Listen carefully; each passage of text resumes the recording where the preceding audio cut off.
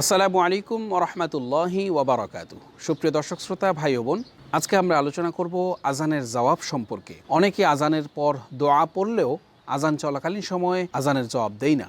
এটি মোটেই উচিত নয়। আজান যখন আমরা শুনবো তখন অবশ্যই আমাদেরকে আজানের জবাব দেওয়া উচিত। আল্লাহ তাআলা আমাদেরকে আজান ও ইকামতের জবাব দেওয়ার মতো তৌফিক দান করুন। প্রিয় দর্শক, চলুন দেরি না করে মূল ভিডিওতে চলে যাই।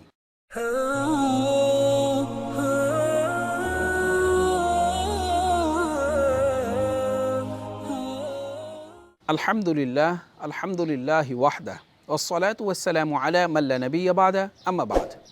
সুপ্রিয় দর্শক শ্রোতা ভাই ও বোন, আজানের সুন্নাতের মধ্যে সর্বপ্রথম যে বিষয়টি আসে সেটি হচ্ছে আজান ও ইকামত কেবলামুখী হয়ে দেওয়া সুন্নাত। পশ্চিম দিকে ফিরে আজান ও ইকামতের যে বাক্যগুলি রয়েছে সেগুলো পাঠ করা উচিত। এরপরে আসে আজানের শব্দগুলো ধীরে ধীরে থেমে থেমে বলা উচিত, বলা সুন্নাত।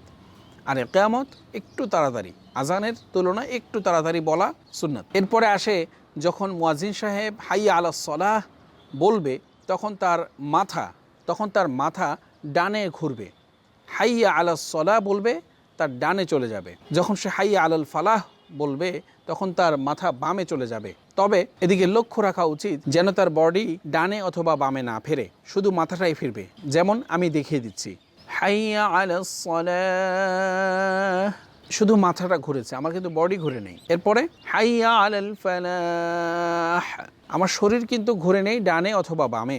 অতএব আমরা যখন মুয়াজ্জিন সাহেবান আজান দিবেন অবশ্যই লক্ষ্য রাখবেন আপনার বডি যেন ডানে এবং বামে যেন না ফিরে যায়। এরপরে শ্রবণ কর্নেওয়ালারা অর্থাৎ মুসল্লিরা, যারা আমরা আজান শুনবো, ইকামত শুনবো, তারা আমরা কি জবাব দিব?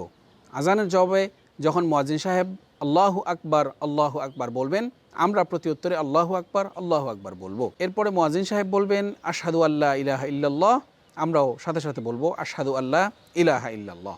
এরপরে মুয়াজ্জিন সাহেব বলবেন আশহাদু আন্না মুহাম্মাদার রাসূলুল্লাহ, আমরা আশহাদু আন্না মুহাম্মাদার রাসূলুল্লাহ বলবো এবং মনে মনে সাল্লাল্লাহু আলাইহি ওয়াসাল্লাম পড়ে নেব। যে দরুদটি রাসূল করিম সাল্লাল্লাহু আলাইহি ওয়াসাল্লামের নাম আমরা যখনই শুনবো তখনই এটা পড়া উচিত। অতএব এটি আলাদা করে বলবার কিছু নেই। এরপরে হাইয়া আলাস সালাহ, হাইয়া আলাল ফালাহ বলবে। এই শুধু হাইয়া আলাস সালাহ এবং হাইয়া আলাল ফালার মধ্যে আমরা মুয়াজ্জিন সাহেব থেকে একটু ভিন্ন রকম থাকব। যেমন মুয়াজ্জিন সাহেব আল্লাহু আকবার বললেন, আমরাও আল্লাহু আকবার বললাম। মুয়াজ্জিন সাহেব আশহাদু আল্লা ইলাহা ইল্লাল্লাহ বললেন এবং আশহাদু আন্না মুহাম্মাদার রাসূলুল্লাহ বললেন, আমরাও আশহাদু আল্লা ইলাহা ইল্লাল্লাহ আশহাদু আন্না মুহাম্মাদার রাসূলুল্লাহ বললাম, মনে মনে সাল্লাল্লাহু আলাইহি ওয়াসাল্লাম বলে নিলাম। কিন্তু হাইয়া আলাস সালাহ যখন মুয়াজ্জিন সাহেব বলবেন হাইয়া আলাস সালাহ, হাইয়া আলাস সালাহ, হাইয়া আলাল ফালাহ, হাইয়া আলাল ফালাহ, সে সময় আমরা বলবো লা হাওলা ওয়ালা কুওয়াতা ইল্লা বিল্লাহ। মুয়াজ্জিন সাহেব যখন আজান অথবা ইকামত যে কোনোটাই হোক, যখন হাইয়া আলাস সালাহ, হাইয়া আলাল ফালাহ বলবে, যখন কল্যাণের দিকে ডাকবে, নামাজের দিকে ডাকবে, তখন শয়তান যেন আমাকে ধোঁকা দিতে না পারে, সেজন্য আমরা তখন কি বলবো? লা হাওলা ওয়ালা কুওয়াতা ইল্লা বিল্লাহ। প্রিয় দর্শক, আশা করি বুঝতে পেরেছেন। এরপরে যখন মুয়াজ্জিন সাহেব বলবেন আল্লাহু আকবার লা ইলাহা ইল্লাল্লাহ, তখন মুয়াজ্জিন সাহেবের সাথে সাথে আমরা একই শব্দ উচ্চারণ করব। শুধুমাত্র হাইয়া আলাস সালাহ এবং হাইয়া আলাল ফালাহর ক্ষেত্রে আমরা বলবো লা হাওলা ওয়ালা কুওয়াতা ইল্লা বিল্লাহ। এরপরে ফজরের আজানের যে বিষয়টি, ফজরের আজানে যখন অতিরিক্ত একটা শব্দ উচ্চারণ করা হয়, যেটি হচ্ছে আস-সালাতু খায়রুম মিনান নাওম, যেটির অর্থ হচ্ছে ঘুমের চেয়ে নামাজ ভালো, সে সময় আমরা সাদাকাতা ওয়া বারারতা উচ্চারণ করতে পারি।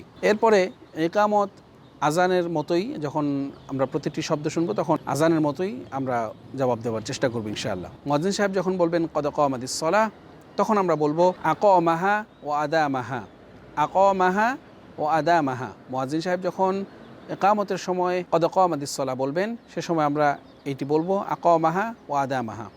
আল্লাহ তাআলা আমাদেরকে আজানের জবাবের উপর আমল করার তৌফিক দান করুন। এরপরে যখন আজান শেষ হবে তখন আমরা দরুদ শরীফ পড়বো, এরপরে আজানের দোয়া পড়বো। আজানের দোয়াটি হচ্ছে আল্লাহুম্মা রাব্বা হাযিহিদ দাওয়াতিত তাম্মা ওয়াস সালাতিল কাইমা আতি মুহাম্মাদান আল ওয়াসিলাতা ওয়াল ফাদিলা ওয়া বআথহু মাকামান মাহমুদান আল্লাযী ওয়া'আদতা ইন্নাকা লা তুখলিফুল মিআদ। প্রিয় দর্শক, আজ এ পর্যন্তই। দেখা হয়ে যাবে পরবর্তী কোনো ভিডিওতে। ততক্ষণ পর্যন্ত ভালো থাকুন, সুস্থ থাকুন। ওয়া মা আলাইনা ইল্লাল বালাগ। আসসালামু আলাইকুম ওয়া রাহমাতুল্লাহ।